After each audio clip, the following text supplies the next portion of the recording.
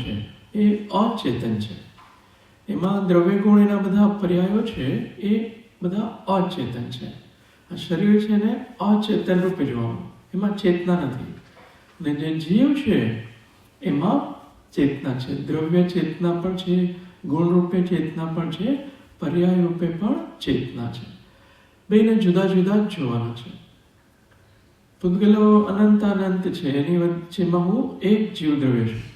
અનંત જીવ દ્રવ્યની વચ્ચેમાં પણ હું એક જીવ દ્રવ્ય હું છું. અને ચેતના જે છે એ હું છું, જે જીવત્વ શક્તિ છે એ હું છું.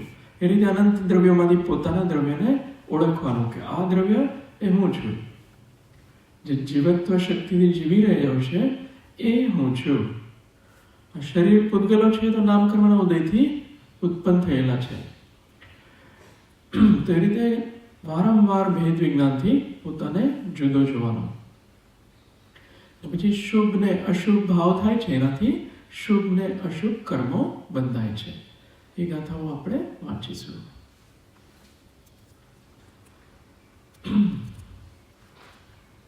અહીંયાથી લઈશું. Okay, second. તો 3 પ્રકારની ચેતના આપણે વાંચેલી. એક દ્રવ્યવાળી ચેતનાપણેનો અન્વય એ દ્રવ્ય, અને ગુણવાળી ચેતના વિશેષત્વ છે ગુણ, અને ચેતનાપણાનો વ્યતિરેક છે એ પર્યાય. વ્યતિરેક એટલે ઉત્પન્ન થવું, બે થવું. અને ચેતના વિશેષત્વ જે વિશેષપણું છે ગુણ છે. તો આવો હું છે વારંવાર નિર્ણય કરવાનો કે હું દ્રવ્ય રૂપે પણ ચૈતન્યપણાવાળો છું, ગુણ રૂપે પણ ચૈતન્યપણાવાળો છું, અને પર્યાયમાં પણ. ચેતનાનું વિશેષપણું એટલે શું? એ ચેતનાનું વિશેષપણું એ જ ગુણ છે. જેમાં આગળની ગાથાઓમાં ઉપયોગ છે ને એ ચેતના રૂપ બતાવ્યો છે. તો ઉપયોગ ચેતનાપણાનો અન્વય જેનું લક્ષણ છે એવું જે દ્રવ્ય, ચેતના વિશેષ એટલે એનું વિશેષપણું, એ બેમાં ભેદ શું? દ્રવ્ય છે એને સામાન્ય રૂપે લો. જે આપણું દ્રવ્ય છે, માની લો તમે કયું દ્રવ્ય છો? જીવ દ્રવ્ય. તો જીવ દ્રવ્ય છે એ અનાદિકાળથી છે એનું અસ્તિત્વ, અને એમાં વિશેષપણું છે એક ગુણ છે. ચેતના એ વિશેષપણું ગુણ છે. જે ઉપયોગ છે ને એ જ્ઞાન દર્શન ઉપયોગ કહીએ, એ ચૈતન્ય અનુવિધાય એટલે ચૈતન્યને અનુસરીને વર્તે છે. જે જ્ઞાન દર્શન આપણે થાય છે ને, અજ્ઞાન દર્શન નિરંતર, એ ચેતનાને અનુસરીને વર્તે છે. એ ચેતના વિશેષ છે. હા, એટલે એ ગુણ છે. જ્ઞાન દર્શન એ ચેતનાને અનુસરીને વર્તે છે. ખ્યાલ આવે છે થોડો? નિરંતર આ જાનન ક્રિયા થાય છે ને, જ્ઞપ્તિ ક્રિયા, એ ચેતનાને અનુસરીને એ વર્તે છે.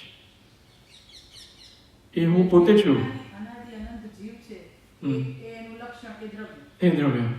અને એનાથી જે જ્ઞાન દર્શન આપણને થાય છે એ એનું વિશેષપણું. હા, જ્ઞાયક છે એને દ્રવ્ય લોપેલો, અને જ્ઞાન ગુણ રૂપે, અને જ્ઞપ્તિ છે એ પર્યાય રૂપે. ખ્યાલ આવે છે? જ્ઞપ્તિ એક ક્રિયા છે ને, એ પર્યાય. નિરંતર જ્ઞાન અનુજ્ઞાન કર્યું, આગજ્ઞાન કર્યું, આ કર્યું, એ જ્ઞપ્તિ ક્રિયા છે. એ પર્યાયો ઉત્પન્ન થાય છે, વેદ છે. જ્ઞાન સામાન્ય છે એને ગુણ રૂપે લો, અને જ્ઞાયક છે જેમાંથી જ્ઞાન ગુણ જેમાં રહેલો છે એ દ્રવ્ય છે. જ્ઞાયક એ દ્રવ્ય છે. એમાં ચેતનાનું અન્વય પણ છે. હંમેશા એ ચેતના રૂપે જ હોય છે. અચેતન ક્યારેય થતો નથી. તો અલગ અલગ શબ્દોમાં લીધો છે, પણ એમાં ચેતના મુખ્ય ધ્યાન રાખવાનું. આપણે 3 પ્રકારની ચેતના હમણાં જોયેલી ને, એ ચેતના કઈ કઈ હતી? જ્ઞાન ચેતના, કર્મ ચેતના અને કર્મફળ ચેતના. તો આપણે આ 3 ચેતના રૂપે જ પરિણમન કરીએ છીએ. જ્ઞાન ચેતના રૂપે જાનન ક્રિયા એટલું આપણે કરી શકીએ, અથવા તો કર્મ ચેતના એટલે ઈચ્છાઓ કરીએ, બધા અલગ અલગ પ્રકારના રાગ દ્વેષ કરીએ, ક્રોધમાન માયા લોભ કરીએ, આ જોઈએ પેલું જોઈએ, આ સારું આ સારું, અને હું દૂર કરી દઉં અને નજીક લઈ આવું. એ બધા જે છે એ કર્મ ચેતનાના પરિણામો છે. એ ચેતના કર્મવાળી થઈ ગઈ છે. ચેતના તો ચેતના જ છે, એ આપણી જ છે, પણ આપણી ચેતના ત્યારે કર્મ રૂપે પરિણમે છે. અને ત્રીજી ચેતના સુખ દુઃખ જે થાય છે ને, શરીરમાં કંઈ પણ બાધા આવે, સુખ દુઃખ જે ભોગવે છે, એ કર્મ ફળ ચેતના છે. જીવ નિરંતર એ ચેતના રૂપે દ્રવ્ય કરે છે, નિરંતર ચેતના ચાલી રહી છે. શુભ ને અશુભ હમણાં ઉપયોગ આવશે, એ પણ ચેતના જ છે.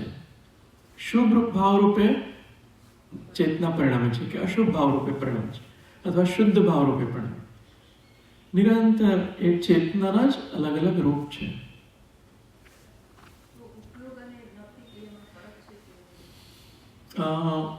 એમાં માઇકમાં બોલજો, ઉપયોગ અમારે રેકોર્ડ થઈ જશે. ઉપયોગ અને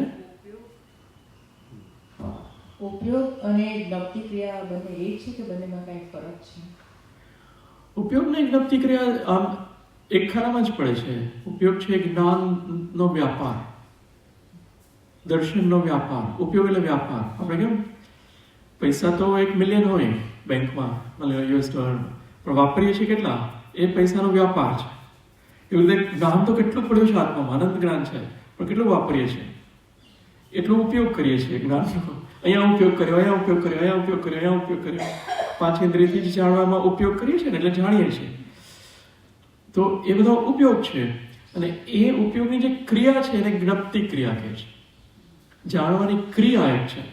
જેમ કપડાં વાસણ ધોવાની એક ક્રિયા છે, રસોઈ બનાવવાની એક ક્રિયા છે, ક્રિયા કહીએ ને, એવી રીતે જાણવાની એક ક્રિયા છે, એને જ્ઞપ્તિ ક્રિયા કહે છે. એ ઉપયોગથી જ થાય છે, એક જ ખાના પર. જીવ છે એ આ ક્રિયા કરે છે, જ્ઞપ્તિ ક્રિયા. રસોઈ બનાવવાની ક્રિયા કોણ કરે છે? શરીર શરીર કરે છે. એ જીવની ક્રિયા નથી. જીવ એને જાણે છે. રોટલી બનાવો, શાક બનાવો, પીરસો, આ તે, એ બધાને જાણનારી જ્ઞાનની ક્રિયા છે એ જીવની છે. હા, એ કર્મ ચેતના છે. આ બધા વિષય થોડા સૂક્ષ્મ હોય છે, એમાં એ રીતે પણ લેવાનું. ઈચ્છા જે છે ને, કર્મના ઉદયથી ઉત્પન્ન થાય છે. ત્યાં દ્રવ્ય કર્મ છે, પૂતગલ છે. ઈચ્છા લોભથી ઉત્પન્ન થાય દ્રષ્ટાંત તરીકે, તો એ દ્રવ્ય કર્મ એ પૂતગલ છે. અને જીવ એનું પરિણમી જાય છે ને, એની ચેતનાને ઈચ્છારૂપ જીવ પોતે પ્રણમે છે. એ જીવ છે. જે ઈચ્છા વાળો જે ભાવ આત્મામાં ઉત્પન્ન થયો ને, એ જીવનો છે. એ જીવની પર્યાય છે, એક અવસ્થા છે. ઈચ્છાવાળો ભાવ વાળો જીવ બની ગયો. અને ઓલી બાજુ કર્મનો ઉદય આવ્યો, એ પૂતગલ છે. એક પૂતગલની ક્રિયા ચાલે છે ને એક જીવની ક્રિયા ચાલે છે. એ જીવની પર્યાય છે. ઈચ્છાવાળો જ્યારે થઈ જાય ત્યારે એ ઈચ્છાની પર્યાય જીવની છે. ઓલી બાજુ કર્મ ન કરવા બધું હોય એમાં પરિણમન છે, બધું પૂતગલનું છે. તો એ ચેતનાનો જ આ બધો ઉપયોગ છે. એ જ આગળની ગાથામાં પણ આવશે. પછી અહીંથી વાંચો ભાવાર્થ.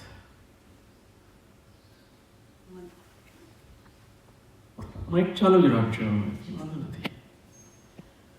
ભાવાર્થ: મનુષ્ય, દેવ વગેરે અનેક દ્રવ્યાત્મક પર્યાયમાં પણ જીવનું સ્વરૂપ અસ્તિત્વ અને દરેક પરમાણુનું સ્વરૂપ અસ્તિત્વ તદ્દન ભિન્ન ભિન્ન છે.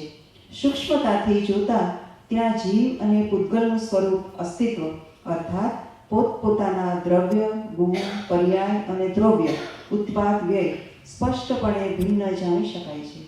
સ્વ પરનો ભેદ પાડવા માટે જીવે આ સ્વરૂપ અસ્તિત્વને પગલે પગલે ખ્યાલમાં લેવું યોગ્ય છે. તે આ પ્રમાણે: આ જાણવામાં આવતા ચેતન દ્રવ્ય ગુણ પર્યાય અને ચેતન દ્રવ્ય ઉત્પાદ વ્યય જેનો સ્વભાવ છે એવો હું આ પૂતગલથી જુદો રહ્યો, અને આ અચેતન દ્રવ્ય ગુણ પર્યાય અને અચેતન દ્રવ્ય ઉત્પાદ વ્યય જેનો સ્વભાવ છે એવું પૂતગલ આ મારાથી જુદું રહ્યું. માટે મને પર પ્રત્યે મોહ નથી, સ્વ પરનો ભેદ છે. તો મનુષ્ય દેવ છે ને, એ જે આ શરીર દેખાય છે એ અચેતન દ્રવ્ય ગુણ પર્યાય છે, અને એમાં ઉત્પાદ વ્યય દ્રવ્ય થઈ રહ્યું છે અચેતન દ્રવ્યમાં. એ હું દ્રવ્ય નથી, મારું દ્રવ્ય નથી. આ જે શરીર દેખાય છે ને, એમાં ભોજન કરીએ રોટલી ખાઈએ તો શું બની જાય છે? રોટલીનું શરીર બની જાય, મનુષ્ય શરીર, 7 ધાતુરૂપ. હા, પૂતગલમાંથી પૂતગલ બને છે. તો રોટલી છે, દાળ ભાત શાક છે, એમાંથી આ મનુષ્યવાળી સપ્તધાતુવાળી એક અવસ્થા બની જાય છે. એ પૂતગલનું પરિણમન છે, એ જીવનું પરિણમન નથી. બરાબર? એ બધા પૂતગલો છે. જીવનું પરિણમન છે એ ચેતનામાં વારંવાર બદલાવ આવે છે. ચેતના બદલાઈ જાય છે. ક્યારેક જ્ઞાન ચેતના ચાલે છે, કર્મ ચેતના, કર્મફળ ચેતના. એ ચેતન વાળું બધું છે એ જીવનું પરિણમન છે, ઓલું પૂતગલનું પરિણમન છે. એટલું સ્પષ્ટ થાય છે ને? તો હાજી, જ્ઞાન ચેતનાથી કર્મ ચેતનામાં જ્યારે ઉપયોગ જાય તો એનું તો એક્ઝામ્પલ કેવી રીતે? ત્રણેય ચેતના સાથે ચાલે છે સમ્યક દ્રષ્ટિને. એટલે માની લો સમ્યક દ્રષ્ટિ તમારી વાત કરું તો આ સ્વાધ્યાય કરીએ છીએ ત્યારે આ બધું જાણન ક્રિયા ચાલી રહી છે એ જ્ઞાન ચેતના રૂપે લઈએ. જાણવાની બધી કે એ જે જાણી રહ્યો છે એ જ્ઞાન ચેતનાનો વ્યાપાર છે. અને જે ઈચ્છા ઉત્પન્ન થાય છે કે આ જાણો, પેલું જાણો, આ શીખી લો, પેલી શીખી લો, એક કર્મ ચેતના છે. ઈચ્છા હજુ છે ને કે આ વાંચીને કંઈક શીખી લો, એ બધી ઈચ્છાઓ દ્રષ્ટાંત રૂપે લઈએ છીએ. એક જાણે છે જ્યાં એ જ્ઞાન ચેતના છે. ઈચ્છાઓ જે ઉત્પન્ન થાય છે ચેતનામાં એ બધી કર્મ ચેતના છે. અને આ દરમિયાન જે સુખ દુઃખની અનુભૂતિ થાય છે એ કર્મ ફળ ચેતના છે. ત્રણેય ચેતના એકી સાથે ચાલે છે. અત્યારે અનુભૂતિ પણ થાય છે ને, સારું લાગે છે, થોડું જમ્યા પહેલા સારું લાગતું હોય, જમ્યા પછી ઘણાને થોડું એટલું સારું ના લાગતું હોય, એટલું આળસ આવે, પ્રમાદ, એમ અનઇઝી લાગે ને કે થોડી સૂઈ જઈએ. દ્રષ્ટાંત બધાને નહીં થતું હોય પણ અનઇઝી બી લાગે. એ સુખ દુઃખનું વેદન બદલાય છે, એ કર્મ ફળ ચેતના છે. અત્યારે સારું લાગતું હોય તો એ સુખ દુઃખનું વેદન છે, કર્મ ફળ ચેતના. ઈચ્છાઓ ઉત્પન્ન થાય છે, આ કરી લો, પહેલું કરી લો, એ કર્મ ચેતના છે.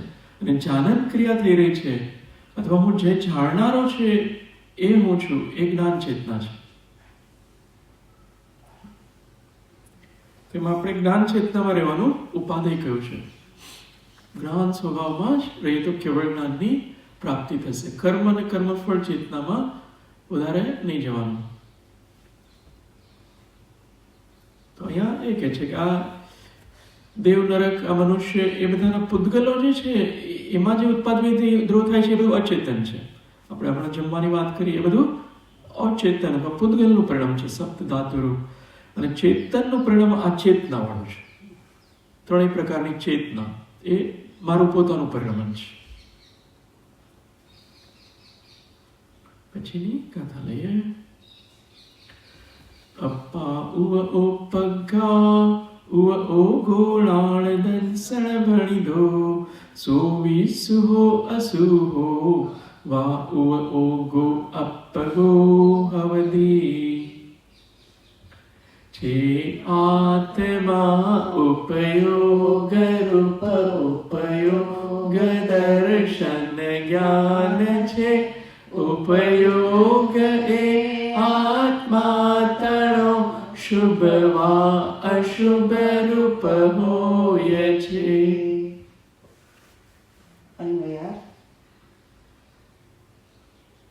આત્મા ઉપયોગાત્મક છે. ઉપયોગ જ્ઞાન દર્શન કહેલ છે અને આત્માનો તે ઉપયોગ શુભ અથવા અશુભ હોય છે. આપણે પહેલા પણ વિગતો લીધેલી જ્ઞાન તત્વ પ્રજ્ઞાપનમાં પણ. આત્માનું હવે બતાવે છે. પૂતગલ વાળું એ બધું ઉપયોગાત્મક નથી. આ મનુષ્યનું શરીર છે એ ઉપયોગાત્મક નથી. એમાં તો સપ્ત ધાતુઓ નિરંતર પરિણમન થઈ રહી છે, એ અચેતન છે. ઉપયોગ છે એ ચેતનાનો ચૈતન્ય અનુવિધાયી પરિણામ છે. તો ઉપયોગ છે એને જ્ઞાન દર્શન કહેલો છે. જ્ઞાન ઉપયોગના કેટલા ભેદ છે અને દર્શન ઉપયોગના કયા કયા ભેદ બતાવ્યા છે આપણે પેલા વાંચ્યા છે બધા.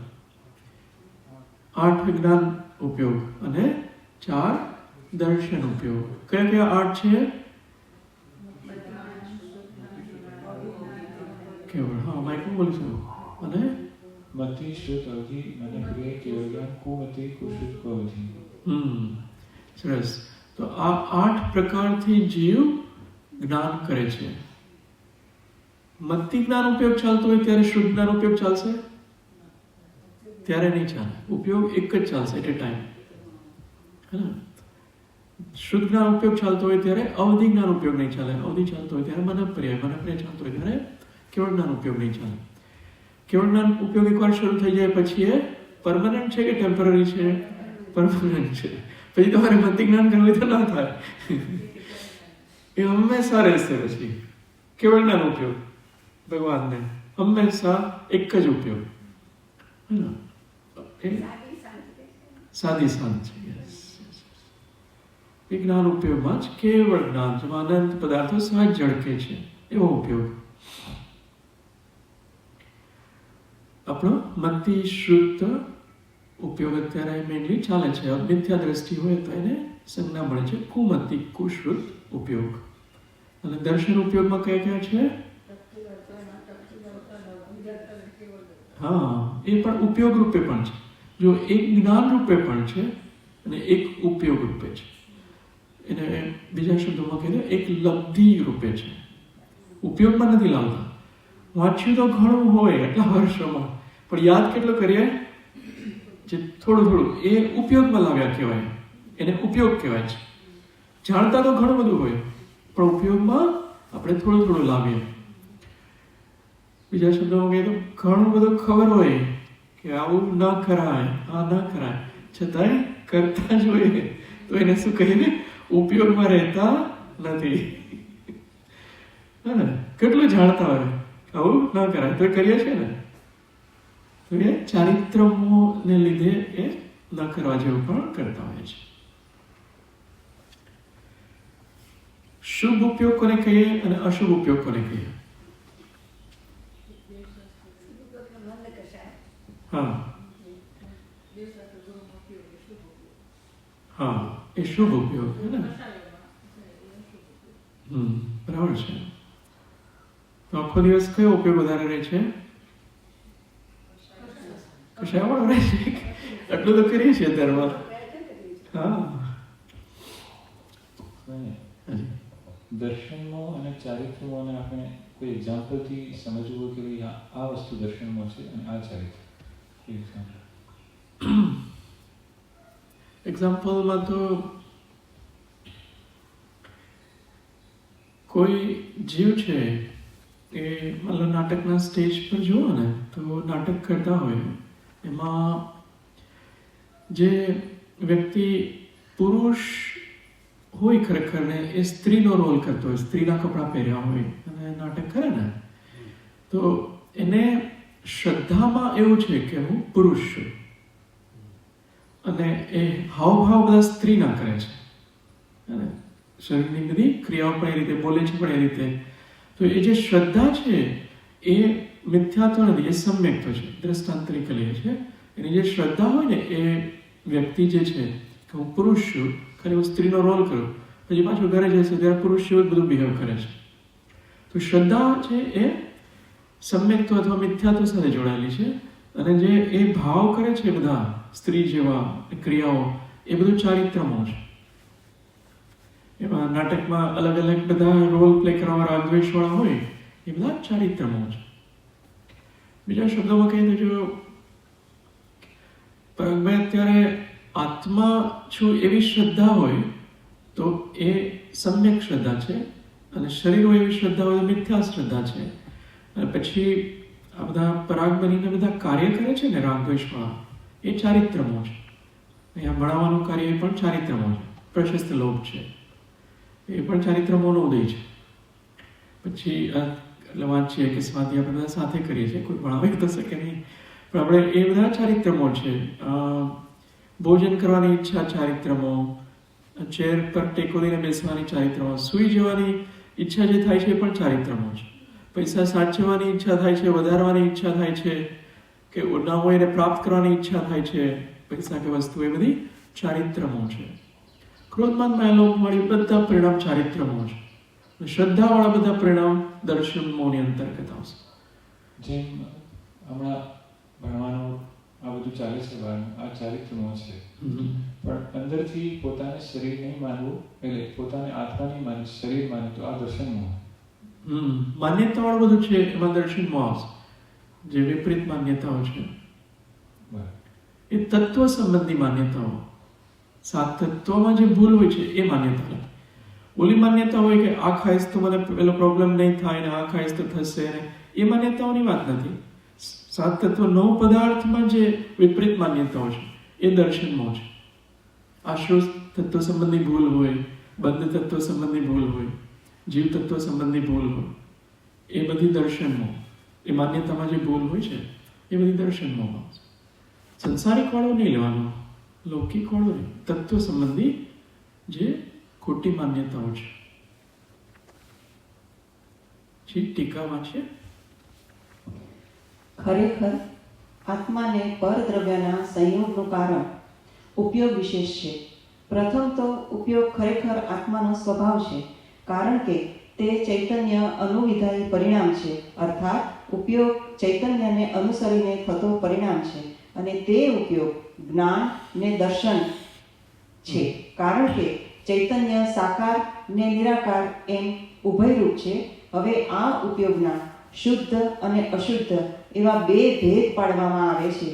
તેમાં શુદ્ધ ઉપયોગ નિર્વિકાર છે, અશુદ્ધ ઉપયોગ સ્વપરાગ એટલે કે સવિકાર છે. અને તે અશુદ્ધ ઉપયોગ શુભ અને અશુભ એમ 2 પ્રકારનો છે. કારણ કે ઉપરાગ વિશુદ્ધિ રૂપ અને સંક્લેશ રૂપ એમ 2 પ્રકારનો છે. અર્થાત વિકાર મંદ કષાય રૂપ અને તીવ્ર કષાય રૂપ એમ 2 પ્રકારનો છે. જો આપણે સમજવાનું, ચૈતન્ય અનુવિધાયી પરિણામ એ ઉપયોગ છે.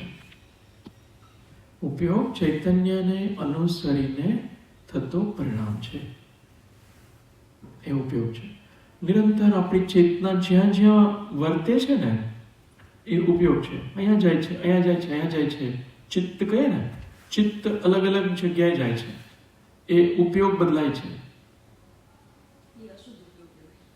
હા, અશુદ્ધ ઉપયોગ, એમાં રાગદ્વેષ ભણેલા હોય છે એટલે અશુદ્ધ કહેવાય છે. આમ બી બહાર જાય એટલે રાગદ્વેષ હોય ને તો જ ઉપયોગ બહાર જશે.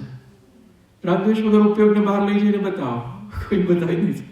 આંખો ખોલીએ છે ને જોઈએ છે ને એટલે રાગ છે એટલે બહાર દ્રષ્ટિ જાય છે. ચૈતન્ય અનુવિધાયી પરિણામ એ ઉપયોગ છે. ચૈતન્ય અનુસરીને એમાં 2 ભેદ આપ્યા છે. પહેલા એક ભેદ છે સાકાર અને બીજો નિરાકાર. સાકાર ઉપયોગ એટલે કયો ઉપયોગ? જ્ઞાન ઉપયોગ. એવો બધો આકાર દેખાય છે ને એ સાકાર ઉપયોગ, એ જ્ઞાન ઉપયોગ કહે છે. ઉપયોગમાં 2 ભેદ છે, જ્ઞાન અને દર્શન એમ, અથવા સાકાર અને નિરાકાર. દર્શન ઉપયોગ છે નિરાકાર છે, એમાં કોઈ આકાર નથી. ખ્યાલ આવે છે ને? એ નિર્વિકલ્પ પણ છે, નિરાકાર પણ છે. એ દર્શન ઉપયોગ છે. દર્શનાવર્ણીય કર્મના ક્ષયોક્ષમથી દર્શન ઉપયોગ હોય છે, જ્ઞાનાવર્ણીય કર્મના ક્ષયોક્ષમથી જ્ઞાન ઉપયોગ હોય છે.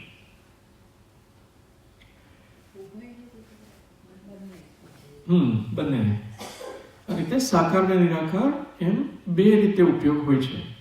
સાકાર ઉપયોગ ચાલતો હોય કે નિરાકાર. સમ્યક દર્શન થાય ને ત્યારે એ કહે છે કે એ સાકાર ઉપયોગ હોય તો જ સમ્યક દર્શનની શરૂઆત થાય. જ્ઞાન ઉપયોગથી સમ્યક દર્શનની શરૂઆત લબ્ધિસારમાં બતાવે છે. પછી ભલે બદલાય ઉપયોગ, પણ શરૂઆત એ જ્ઞાન ઉપયોગથી થાય છે.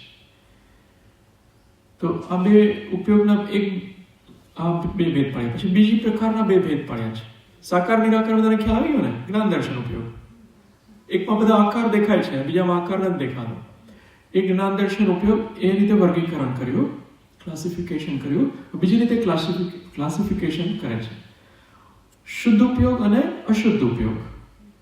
શુદ્ધ ઉપયોગ તો બધાને ખબર છે, નિર્વિકાર ઉપયોગ છે. ચેતનામાં જે લીન છે, જેમાં કોઈ રાગદ્વેષ નથી, એવી ચેતનાનો અનુભવ, એ શુદ્ધ ઉપયોગ છે, એ નિર્વિકાર છે. નિરુપરાગ શબ્દ છે ને, મારા દેહના મધરનું નામ નીરુ છે, નીરુબેન, નિરંજનાબેન, અને પરાગ એમનું બેનું નામ આવે નિરુપરાગ. ઓકે, એની અશુદ્ધ ઉપયોગ સો ઉપર આવે સવિકાર. અશુદ્ધ ઉપયોગના પાછા બે ભાગ પડ્યા છે, શુભ અને અશુભ. હવે શુભ વાળા ઉપયોગ ચાલે છે ને એ પણ અશુદ્ધની અંતર્ગત ગણ્યો છે, અને અશુભ ઉપયોગ પણ અશુદ્ધની અંતર્ગત છે. અને મંદ કષાય છે એને શુભ ઉપયોગ કહે છે, અને તીવ્ર કષાય એને અશુભ ઉપયોગ કહે છે. એટલું ક્લિયર છે ને, સિમ્પલ છે. આમાંથી આપણે કયો ઉપયોગ રાખવો જોઈએ? અત્યારે તો શુભ રહે, શુદ્ધ તો રહે. શુભ ઉપયોગ, શુભ વાળી પરિણતિ ચાલતી હોય એમાં લક્ષ્ય એ શુદ્ધ તરફ આપણે રાખીએ છીએ. ભાવાર્થ. ભાવાર્થ. આત્મા ઉપયોગ સ્વરૂપ છે. પ્રથમ તો ઉપયોગના બે ભેદ છે, શુદ્ધ અને અશુદ્ધ. પાછા અશુદ્ધ ઉપયોગના બે ભેદ છે, શુભ અને અશુભ. આટલા ઉપયોગ બતાવ્યા છે. ઉપયોગમાં રહેવાનું છે, ઉપયોગને ધર્મ કીધો છે. સૌથી પહેલા જે લખ્યું છે ને એ આપણા માટે મહત્વનું છે. જો અંડરલાઈન કરી આપો, તે ઉપયોગ જ્ઞાન ને દર્શન છે. જ્ઞાન અને દર્શન ઉપયોગમાં આપણે રહેવાનું છે. તો રાગદ્વેષ સહજ નહીં થાય તો પછી આ અશુદ્ધ ઉપયોગ નહીં બને. અશુદ્ધ ઉપયોગ છે ને ચારિત્રમોની અપેક્ષા છે. શુભ કે અશુભ બંને છે એ અશુદ્ધમાં આવે છે, એ ચારિત્રમોની અપેક્ષા. આપણે એમાં પડવા નથી માંગતા. આપણે જ્ઞાન સ્વભાવી છું એમાં રહેવા માંગીએ છીએ. એ જ્ઞાન ઉપયોગ છે. એ ઉપયોગમાં રહીએ તો એની મેળવેલા કષાયવાળા ભાવ છે એ ઉત્પન્ન નહીં થાય. જ્ઞાન ઉપયોગમાં રહેવાનું. જે જાણનારો છે એ જણાય છે એમાં રહેવાનું, એનું સ્વસંવેદન કરવાનું. આપણો ઉપયોગ બહાર જાય તો રાગ અને દ્વેષ બહુ એટલા માટે જાય, પણ આ ઉપયોગ અંદર લઈ જવાનો ટ્રાય કરીએ, આંખ બંધ રાખીએ તો પણ અંદર જે વિકલ્પો હોય એમાં પણ ઉપયોગ જાય તો એનો પણ રાગ દ્વેષ તો છે જ ને. હા, બધે ઓછા હોય. એ પણ ઉપયોગ છે એને જાણે છે. અંતરંગમાં જે મનના વિચારો ચાલતા હોય ને એની એ જ્ઞાન ઉપયોગ એટલો સૂક્ષ્મ છે. એ ભેદ વિજ્ઞાન કરવાનું. એ જ્ઞાન ઉપયોગ એ વિચારોને જાણે છે, વિકલ્પોને જાણે છે, રાગાદી ભાવોને જાણે છે. આંખ બંધ હોય, ધ્યાનમાં હોય ત્યારે તો એ ઉપયોગ હું છું અને રાગાદી ભાવો છે એ પરભાવો છે, એ બધા જ્ઞેયો છે. એ રીતે છૂટું પાડવાનું. એ ઉત્પન્ન તો થશે કર્મના ઉદયથી બધા રાગાદી ભાવ, પણ એવું નથી. હું જ્ઞાન ઉપયોગ છું. જે અરીસો છે એવું છું, એમાં પ્રતિબિંબો પડે છે એવું નથી. જ્ઞાન ઉપયોગ એ હું છું. એ બધા પછી એ બધા ભાવ આવીને જતા રહેશે. એ લાંબો ટકી નહીં શકે. જ્યારે જ્ઞાન ઉપયોગમાં રહીએ ત્યારે કશાય ટકી નથી શકતા. જેમ પોલીસ ઉભો હોય ત્યારે ચોર ભાગી જાય ને, બંદૂક લઈને ઉભો હોય તો ડર લાગે ને, એવી રીતે કશાય ભાગી જાય છે જ્ઞાન ઉપયોગમાં રહે ત્યારે. એમાં હું જ્ઞાન ઉપયોગ સ્વરૂપી છું એ રીતે શ્રદ્ધામાં રાખવાનું, અને ઉપયોગમાં પણ એ રીતે રાખવાનું. એ જ ધર્મ કીધો છે. પણ એમાં રહી શકવું અઘરું છે. બહુ પુરુષાર્થ જોઈએ. 5 મિનિટ ઈચ્છા થશે મારે આ કરી લેવું છે, મારે આ કરી લેવું, આ કરવું છે. એ બધા ચારિત્રમોને લીધે ઉપયોગમાંથી ઉપયોગ બહાર જતો રહે છે. રાગવાળો ઉપયોગ થઈ જાય છે. 156 આપણે થોડું ચેન્જ કરીએ છીએ. આમાં ડ્રોઈંગ્સ પણ છે ને, તો આ બધું તો આપણે જોયેલું કે આ મમતા શરીર પ્રધાન વિષય હોય છે, જે એને લીધે કર્મો બંધાય છે અને પ્રાણો જીવ ફરી ફરીને લે છે. અને જો એ ઉપયોગાત્મક એકલા ઉપયોગમાં જો જીવ વસે ઇન્દ્રિયનો જય કરીને તો એ શુદ્ધ ઉપયોગી થાય છે. પોતાના જ્ઞાન સ્વભાવમાં જ એ અગર સ્થિર થઈ જાય તો એને પછી શુદ્ધ ઉપયોગ અને કેવળ જ્ઞાનની પ્રાપ્તિ થાય છે. અને આ 4 પ્રકારના જે શરીરો દેખાય છે ને, દેવ, મનુષ્ય, તિર્યંશ, નારકી, એ બધા પૂતગલના ગુણદ્રવ્ય પર્યાય છે. એ જીવના નથી. એ આ ગાથામાં લીધેલું. જીવના ગુણદ્રવ્ય પર્યાય છે ચેતનાવાળા છે. ચાહે એ કર્મ ચેતના હોય, કર્મફળ ચેતના હોય, જ્ઞાન ચેતના હોય, એ જીવના દ્રવ્ય ગુણ પર્યાય છે. ઉત્પાદની દ્રવ્ય રૂપ છે. અને આ બધા દેખાય છે પૂદગલના દ્રવ્યગુણ પર્યાયો છે. સૂક્ષ્મતાથી જોઈએ તો એને પૂદગલ રૂપે જોવાનું, અચેતન રૂપે જોવાનું છે.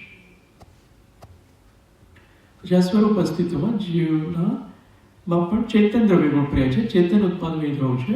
પૂદગલમાં અચેતન દ્રવ્યગુણ પર્યાય અને અચેતન ઉત્પાદવ્ય દ્રવ્ય છે. જ્યાં ઉપયોગ આપણે લીધો, ઉપયોગના બે ભેદ છે, જ્ઞાન અને દર્શન, સાકાર અને નિરાકાર ઉપયોગ. એ ચૈતન્યને અનુસરીને થાય છે. ચેતના જે રીતે પરિવર્તન કરે છે એને અનુસરીને અજ્ઞાનને દર્શન થાય છે.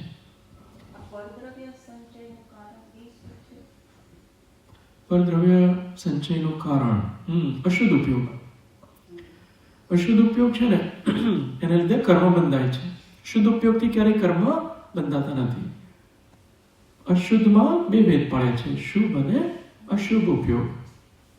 પુણ્યનો સંચય થાય છે શુભ ઉપયોગથી. આપણે અભિષેક પૂજા કરીએ, સ્વાધ્યાય, સામાયિક, પ્રતિક્રમણ, પ્રત્યાખ્યાન, કાયોત્સર્ગ, બધાથી શુભ પુણ્ય કર્મનો સંચય થાય છે. અને આ 5 પાપો છે, વિષય કષાયો છે, એ બધાથી પાપ કર્મનો સંચય થાય છે. એ અહીંયા બતાવ્યું છે. અને જે મધ્યસ્થ રહે છે એને કર્મબંધ નહીં થાય. એ ગાથા હવે નેક્સ્ટ આવશે. પહેલા આપણે પ્રયોગ વાંચવો હોય તો વાંચી લઈએ. આમાં એકચ્યુઅલી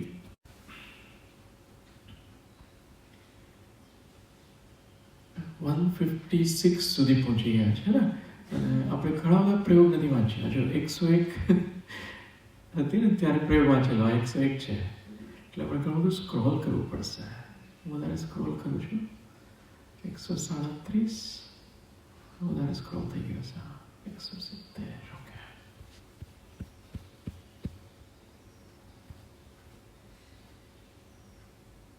સો 55 54 આ વાંચો પ્રયોગ. પૂદગલ પ્રયોગ. પૂદગલ કર્મોદય જનિત નર नारक आदि पर्यायों आत्म स्वभाव से भिन्न जानकर उनसे उपेक्षा करके सहज ज्ञानानंदमय आत्म तत्व में उपयुक्त होना. अब आत्मा के બસ એટલું જ વાંચીએ છીએ આ પ્રયોગમાં. ખાલી અહીં સુધી છે ને. તો નરક આદિ મનુષ્યાદિ પર્યાય છે એને આત્મ સ્વભાવથી ભિન્ન જાણીને જ્ઞાનાનંદમય આત્મ તત્વમાં આપણે જોડાવાનું છે. આ સહજાનંદ વાણીજીએ લખ્યું છે.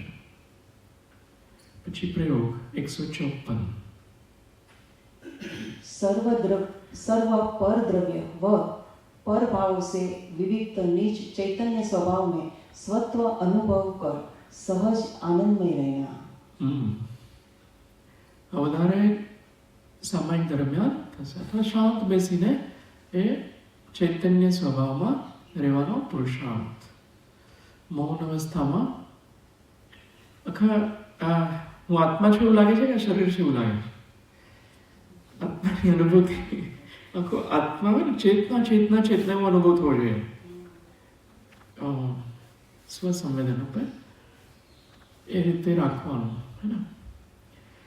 ચૈતન્ય ભાવમાં રહેવાનું, એ સહજ આનંદમય. એ જ આપણું જીવ દ્રવ્ય છે. ચેતના ચેતના ચેતના છે. આપણે જળ છે કે ચેતન છે?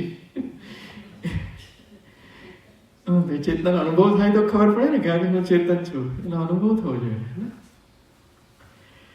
प्रयोग. शाश्वत पवित्र व निराकुल रहने के लिए सो परागो उपयोग न करके मात्र ज्ञाता दृष्टा रहने का पौरुष करना. जो ज्ञाता दृष्टा રહેવાનું કહે છે. શાશ્વત પવિત્ર અને નિરાકુળ રહેવું હોય તો રાગ દ્વેષ નહીં કરવાના અને જ્ઞાતા દ્રષ્ટા રહેવાનું. ફાવે ને જ્ઞાતા દ્રષ્ટા? હા. સો પર રાગોપયોગ, સો અને પર ઉપર રાગ એ નહીં કરવાનો, જ્ઞાતા દ્રષ્ટા રહેવાનો. પછીનો પ્રયોગ આવશે આપણે વાંચી લીધું છે? હજુ નથી વાંચ્યું ને?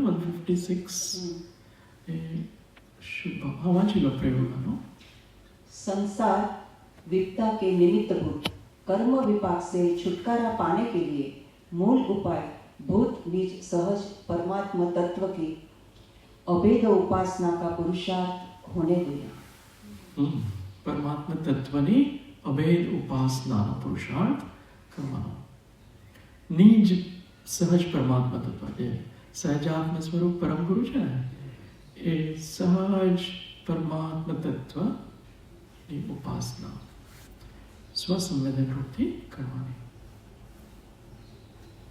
હવે એક ગાથા લઈએ, बिना बिना आप लो 156 લેવાની છે.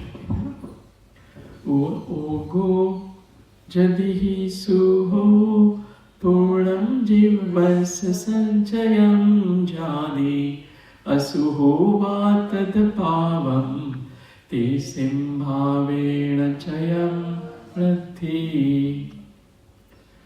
उपयोग जो शुभ हो य संचय थाय પુણ્યતણો આદિ ને પાપ સંચય શુભથી જ્યાં ઉભય નહીં સંચય નહીં.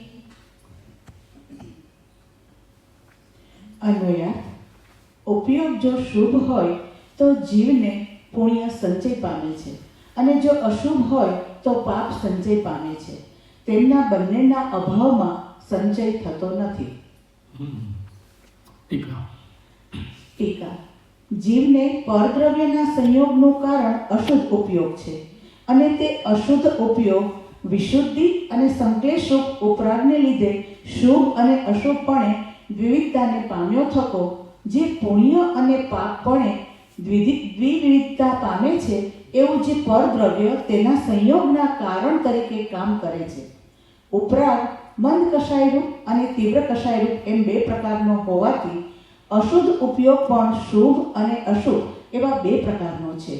તેમાં શુભ ઉપયોગ પુણ્યરૂપ પરદ્રવ્યના સંયોગનું કારણ થાય છે અને અશુભ ઉપયોગ પાપરૂપ પરદ્રવ્યના સંયોગનું કારણ થાય છે. પરંતુ જ્યારે બંને પ્રકારના આ અશુદ્ધ ઉપયોગનો અભાવ કરવામાં આવે છે ત્યારે ખરેખર ઉપયોગ શુદ્ધ જ રહે છે અને તે તો પરદ્રવ્યના સંયોગનું અકારણ જ છે. અર્થાત શુદ્ધ ઉપયોગ પરદ્રવ્યના સંયોગનું કારણ નથી. જે પરદ્રવ્યના સંયોગનું કારણ શું બતાવ્યું છે? અશુદ્ધ ઉપયોગ. પરદ્રવ્ય સાથે એનો સંયોગ થાય છે ને, આજાણીએ એમાં બે પ્રકાર, વિશુદ્ધિવાળો અને સંક્લેશવાળો. એમાં વિશુદ્ધિવાળો છે એ શુભ ઉપયોગ છે, એનાથી પુણ્ય બંધાય છે. સંક્લેશ ભાવ જેમાં ક્રોધમાનમાં લોભ મૂકે છે એનાથી પાપ બંધાય છે. એ રીતે બે પ્રકારનો છે અને બે ન હોય તો એ શુદ્ધ ઉપયોગ હોય છે. એનાથી કોઈ કર્મ બંધાતા નથી, અલબત્ત કર્મોની નિર્જરા થઈ જાય છે.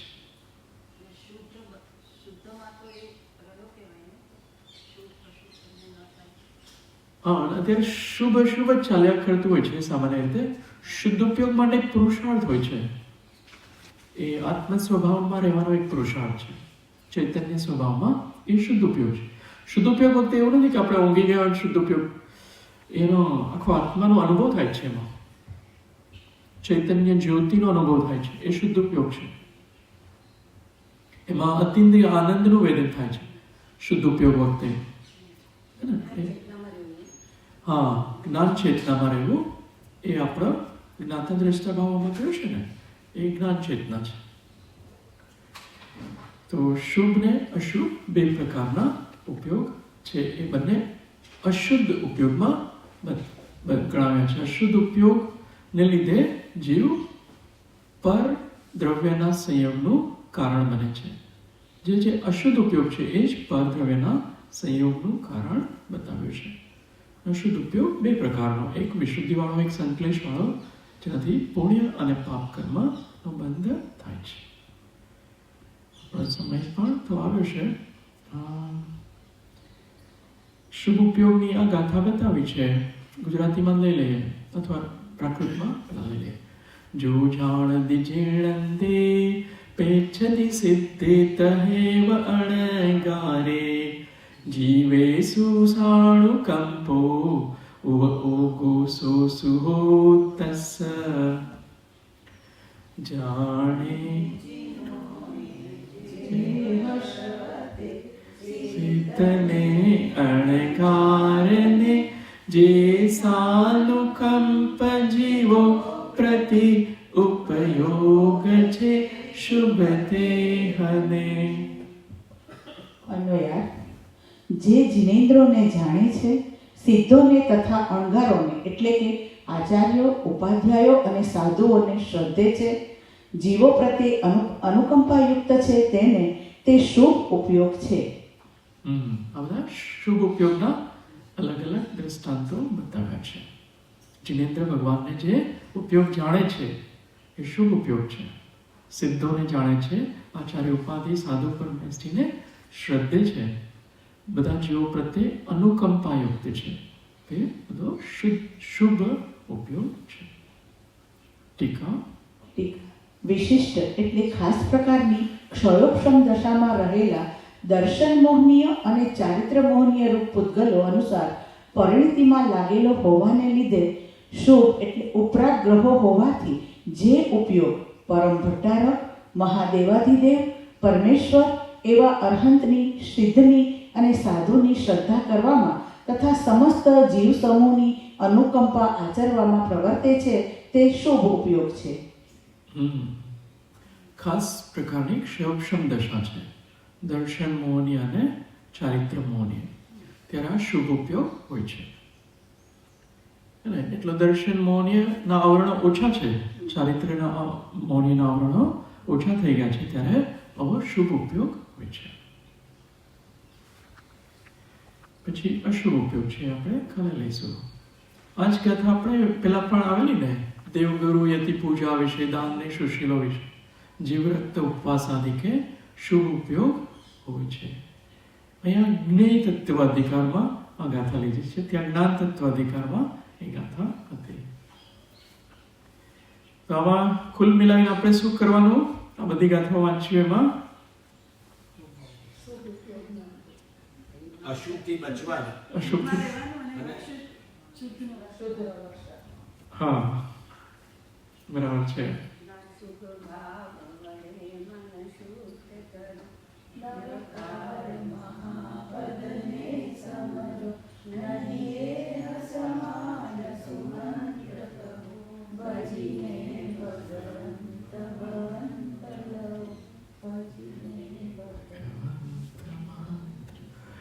તો એ જ ગાથામાં અહીંયા સમરાઇઝ રૂપે આપેલી ને 156માં, એમાં બે ઉપયોગ બતાવ્યા ને, ઉપયોગના અહીંયા ભેદ બતાવ્યા હતા. એમાં શુદ્ધ ઉપયોગ છે ને એ અલગ છે, અને અશુદ્ધના બે ભેદ પાડ્યા છે.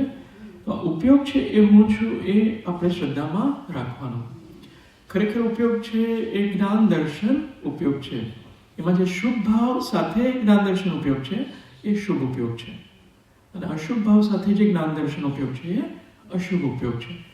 તો આપણે એક અપેક્ષા, જો પુરુષાર્થની અપેક્ષા જોઈએ તો જ્ઞાન દર્શન ઉપયોગ સ્વરૂપ એ હું છું એ રીતે, અને પછી બધા શુભ ભાવોમાં નિરંતર શુભ પ્રવૃત્તિ, શુભ ક્રિયાઓમાં લાગી રહેવાનું નિત્ય ક્રમાદિમાં, અને લક્ષ્ય શુદ્ધ તરફનું રાખવાનું. જે શુદ્ધ ચેતના છે એ હું છું, એ શુદ્ધ ઉપયોગ છે. લક્ષ્યમાં એ રાખવાનું છે કે હું, મારો ઉપયોગ છે ખરેખર મૂળ સ્વભાવથી શુદ્ધ છે. એટલે આ શુભ વાળું ચાલતું હોય ને ત્યારે પછી એ શુદ્ધ વાળું લક્ષ્ય બની જાય છે. એટલે શુભ વાળું ચલાવતા જ રહેવાનું છે. પૂજા કરીએ ત્યારે સૌથી વધારે આપણા પરિણામ વિશુદ્ધ થતા હોય છે ને, કે કુટીરમાં હોય ત્યારે પૂજા કરીએ ત્યારે સહજ રીતે થતા હોય ને, તો શુભ વાળી ક્રિયા દરમિયાન જે પરિણામ થતા હોય છે, વિશુદ્ધ પરિણામ એ શુદ્ધ તરફ લઈ જાય છે. અહીંયા સુધી રાખીએ, અને વચનામૃતનો સમય તો હવે વી રન આઉટ ઓફ ટાઈમ, પણ એક વચનામૃત વાંચીએ. ચિંતિત વાંચ્યું હતું ગઈકાલે, આમાંથી રિપીટ બી કરવા જેવું છે. જે આ એક રિપીટ કરીએ કે આમને પણ દેહ છે, આમને પણ દેહ છે, એ હતું ને. અને એમાં શું ફેર છે એ આમાંથી કયો પોઈન્ટ છે? ભગવાનને પણ દેહ છે અને આપણે પણ દેહ છે. હા, એમાં અલગ છે. દેહ રાખી છે, દેહ વિશેષ પણ રહ્યું છે.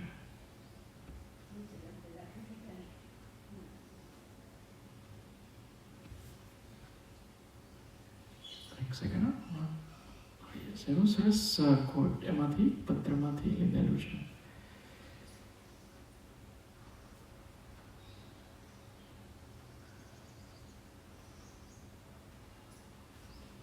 ઓકે, એનો ભાવ એ હતો કે ભગવાનને પણ દેહ છે અને આપણે પણ દેહ છે, એટલે દેહ બાધક નથી.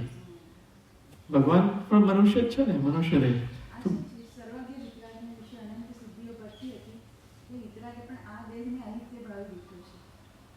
એ અનિત્યતા પર ફોકસ કર્યું છે. એક આમાંથી જ મેં કોટ આપણે 2 દિવસ પહેલા વાંચ્યો હતો. તો ભગવાનને પણ દેહ છે, આપણે પણ દેહ છે. બેમાં શું ફેર છે ભગવાનને અને આપણામાં? આપણામાં રાગ દ્વેષ છે, ભગવાનમાં રાગ દ્વેષ નથી. એમને કોઈ અહંકાર નથી, એમને કોઈ મિથ્યા શ્રદ્ધા નથી. બંને દેહ છે, બંને વિહાર પણ કરે છે, બંને એક સ્થિત પણ થાય છે, ઊભા પણ રહે છે. દેહની ક્રિયા બંનેમાં સમાન હોવા છતાં એક ભગવાન છે, એક ભગવાન નથી. તો જ્યારે રાગદ્વેષ નથી ત્યારે ભગવાનનું સ્વરૂપ પ્રાપ્ત થાય છે. એમાંથી એક છે, પણ આપણે અત્યારે આ એક વાંચી લો. મીનાબેન, મોક્ષ પ્રાપ્ત કર્યો. મોક્ષ પ્રાપ્ત કર્યો તે બધા મહાત્મા પ્રથમ આપણા જેવા મનુષ્ય હતા અને કેવળ જ્ઞાન પામ્યા પછી પણ સિદ્ધ થયા પહેલા દેહ તો તેને તે જ રહે છે. તો પછી હવે તે દેહમાંથી તે મહાત્માઓએ શું કાઢી નાખ્યું તે સમજીને કાઢી નાખવાનું કરવાનું છે. તેમાં ડર શાનો, વાદ વિવાદ કે મતભેદ શાનો? માત્ર શાંતપણે તે જ ઉપાસવા યોગ્ય છે. દેહમાંથી તે મહાત્માઓએ જે કાઢી નાખ્યું એ આપણે કાઢી નાખવાનું છે. એ નહીં દેહ છે, આપણે દેહ છે. શું કાઢી નાખ્યું એ આપણને ખબર છે. 772 પેજ પર છે. સુધી રહ્યા પ્રયોગ પણ આપણે બધા વાંચ્યા ગણા બધા.